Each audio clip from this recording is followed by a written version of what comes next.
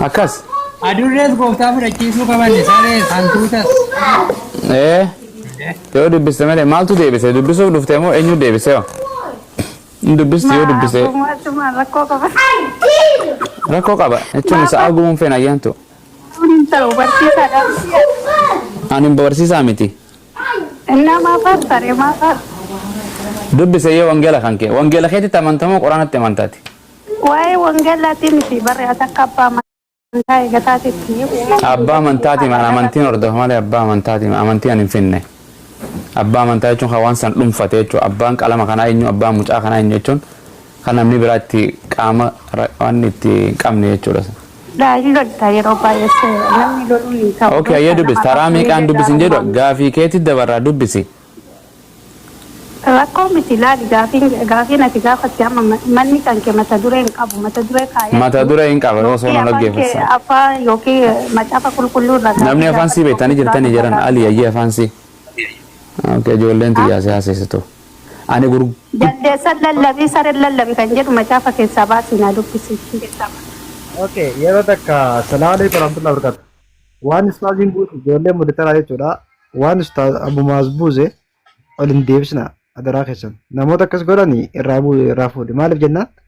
Namoonni ustaazii wajjin haasawuu jibbanii firraa buusanii deebisanii hin galchina. Hin fayyadu waan ta'eef.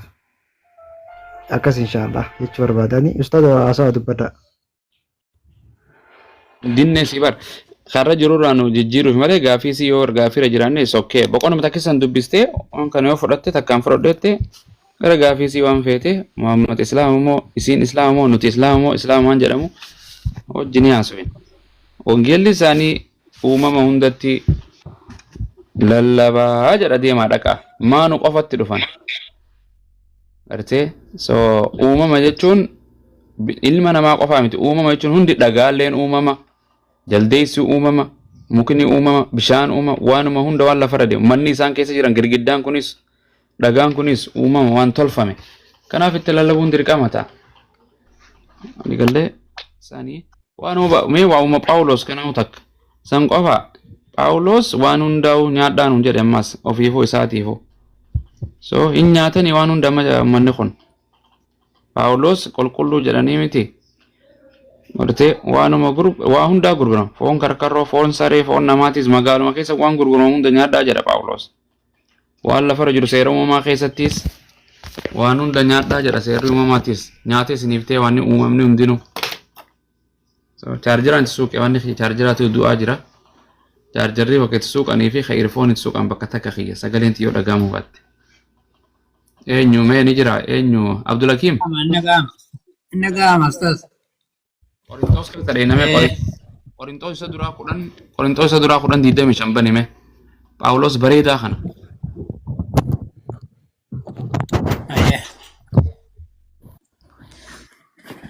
Diidam bakka tana jarrini. Ana Ustaad Khaalidii jedha. Eenyu Ustaad Khaalid feenyamoo kame kabiraa?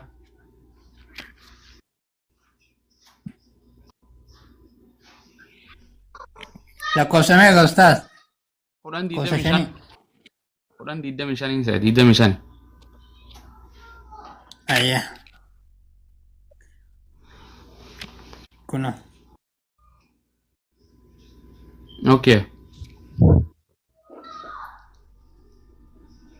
Foon maal jedhe?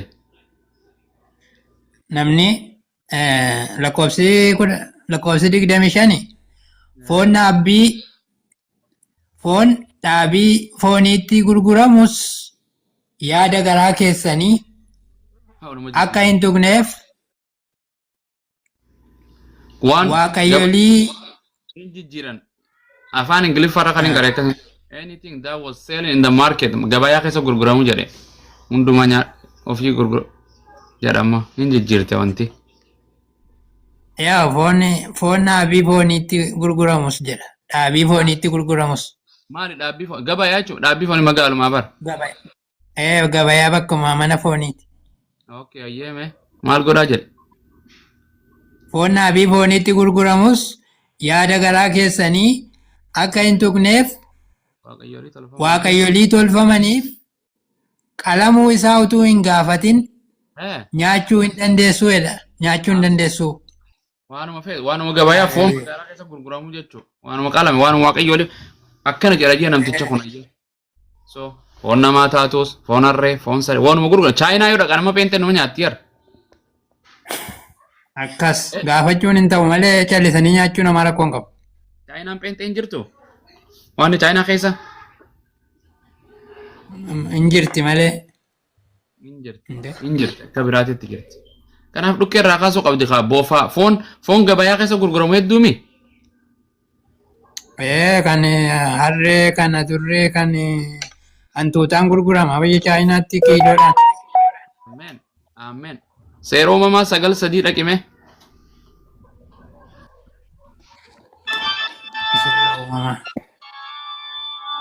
Who is this? Eenyu?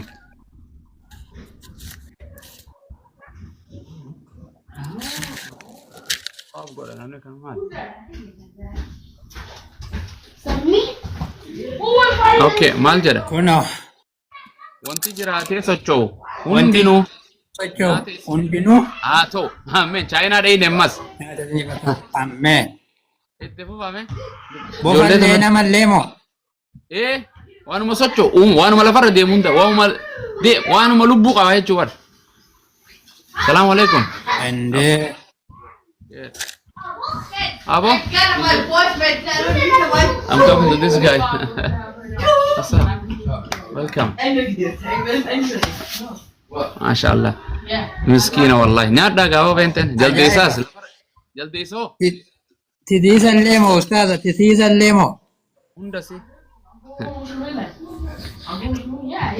Akkas ta'an amma gaafii gaafa ture kunoo fayyaa siyyuu nyaadhaa jedhaa macaafni.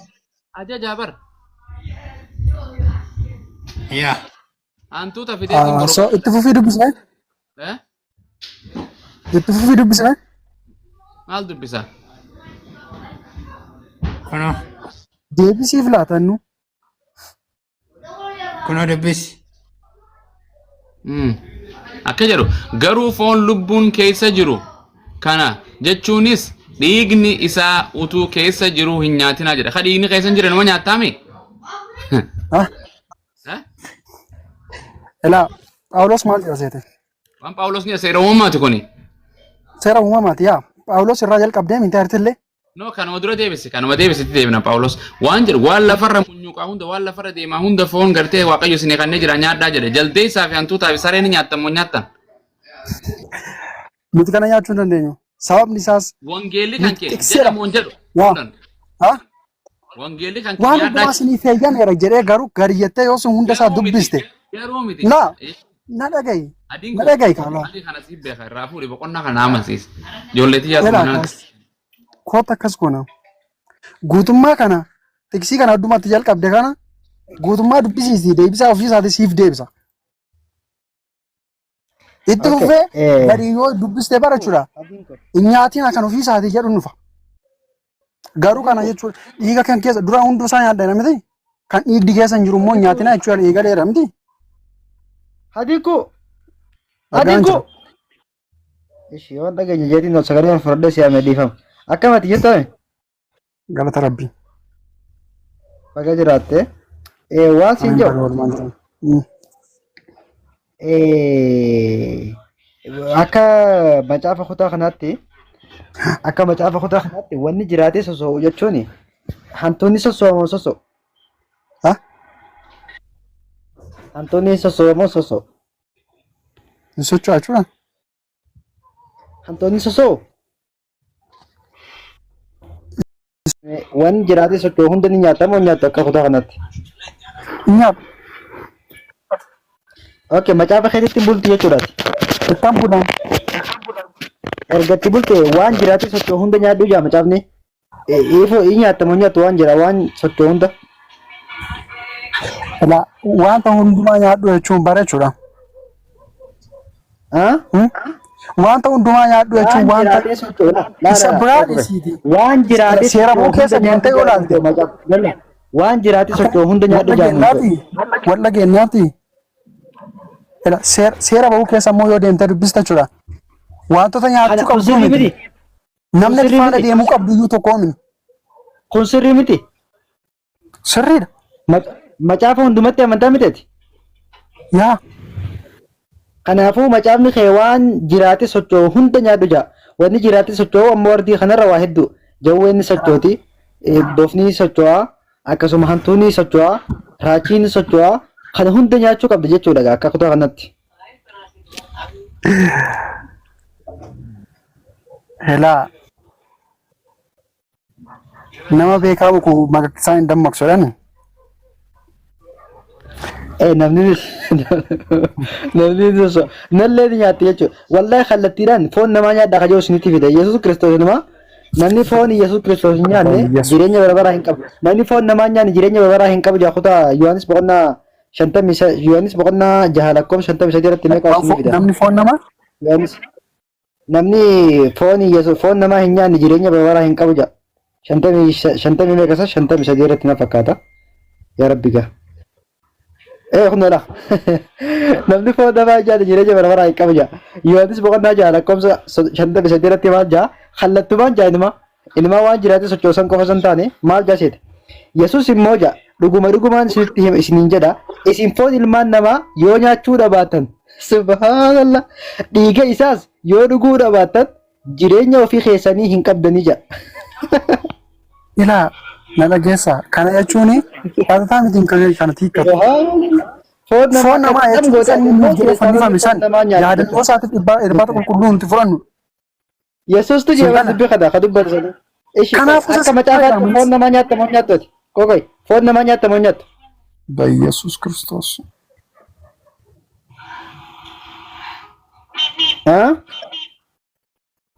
Obboleessa koo waan biraas hin jedhu Waaqayyo hubannaa isaa siif haa laatu.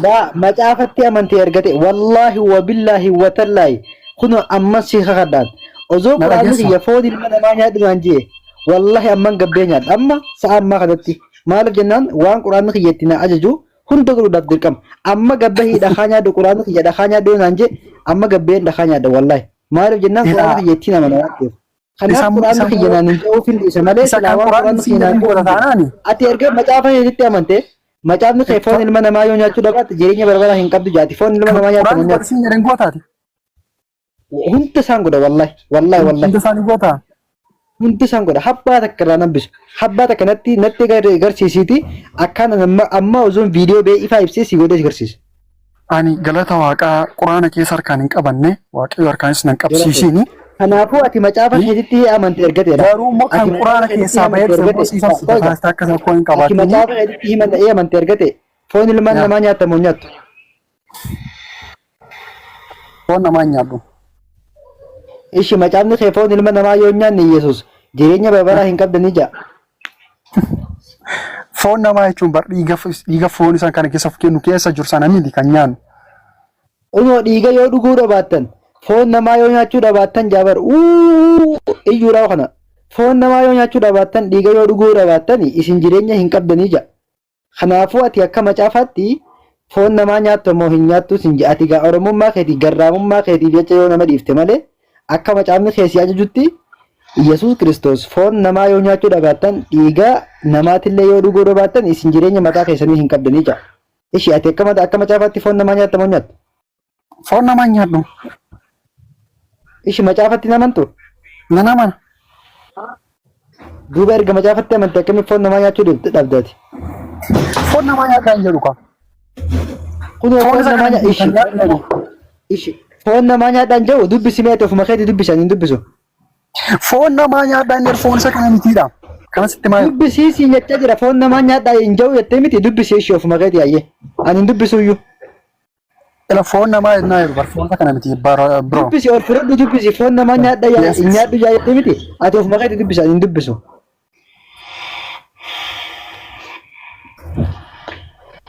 Dubbisi ol fudhadhu. Gaagaarraa mitiin kanaan dubbisaa jiru.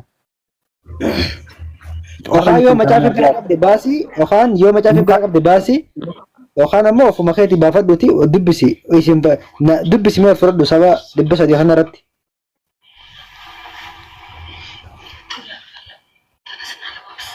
Ani waan akkasitti moo? Mee yeroo takka adaraa kee dubbisiisi jecha Madageessa jaallatte jibbite tarii ani si mormee kana si deebisii laachuu dhiisuu hin danda'a. Sababni isaas jaallachaa irra beektee jaallatta waan ta'eef. Garuu guyyaa gaaf tokko jechuudha. Bakki ani wallaahi beekee miti si gaafachaa jira. Macaafni kun afaan Oromootti hiikamee waan hiikamne hadiin ko. Please. Only 1 minute. Macaafni kun afaan Oromootti hiikamee waan akka. Daqiiqaa takka. Elaa. Lafa barbaadde deemi. Iddoo barbaadde deemi. Barbaadde dhuftee na gaafattaan. Hadiin ko. Jaallattee jibbitee ati kan macaafa kana dubbistu dhugaasaa baruudhaaf malee ittiin nama jallisuudhaaf hin dubbisiiniti. Dhugaasaa bareedii itti dubbisiiti. Yoo inni deebii gahaasiif hin laanne na dhagahi. Ala anarraa deebii gahaan argattu. Macaafichuma sajatti jalqabdarraa garuu deebii gahaa sirrii isaanii argatta. Ani nama akka mataa koottan hiikkadha. Akka mataa keetti hiikkatta waan ta'eef gaafa tufii keetti dubbistu garuu. Hiikamee jira maal naa hiikamee jira miti hima. Hiikamee jiru. Na dhagahi kaatama. Dhugaasaa baruu barbaaddoota dubbisi. Siif deebisan deebisa. Gaafa edga dubbiste immoo anna barbaaddee dhuftaan. Guyyaa gaaf sanaa waliin na teenyaa haasofnaan. Maraaf hundi keessanii. Hiikamee jira mata afaan Oromoo hiikamee miti hima.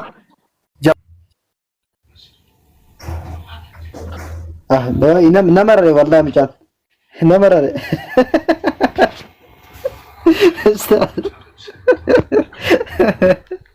Foon nama ammaa geessa. Jaldeessan jettuuni. Dhaamsa bareedaa tokko dhaabee kutee gama booda gaafa tokko hubattee nama dhufte saajjee.